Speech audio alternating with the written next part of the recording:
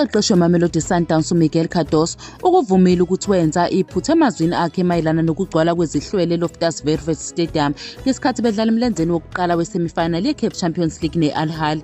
Umdlalo obusePitoli waphela azibambene, kwathi ngemuva komdlalo uCardoso wazwakalisa ukudumala ngenkundla ayichaza njengenkundla ebingenabalandeli.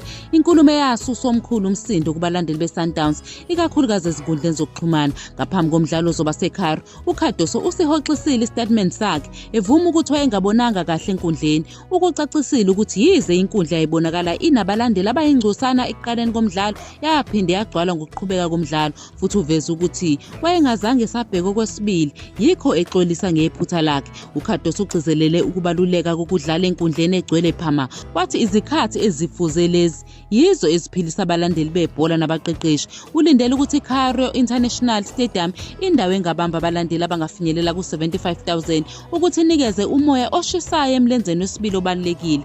Uyayamukela inselelo yokudlala phambi kwezihlwele zasekhambeni, wayichaza njengento ekhuthazayo kuneyesabekayo. Ngokusho kwalo mqeqeshi odabuka ePortugal, ukwesekwa kwamaqembu aphikisayo kuvame ukukhomba ukuthi iqembu lakhe lidlale ngendlela eqinile, futhi unethemba lokuthi iSundowns izobathulisa abalandeli basekhaya ngomdlalo oncomekayo. Manje uCardoso uhlose ukuholela amasandawane kowamanqamu wokuqala weChampions League selokhu anqoba ngo-2016 ngowake waqeqesha experience. Ukufinyelela kwamanqamu kuzomenza abonakale kulandelana njengoba eqede endaweni yesibili nezinkunzi zaseTunisia ngesizini edlule.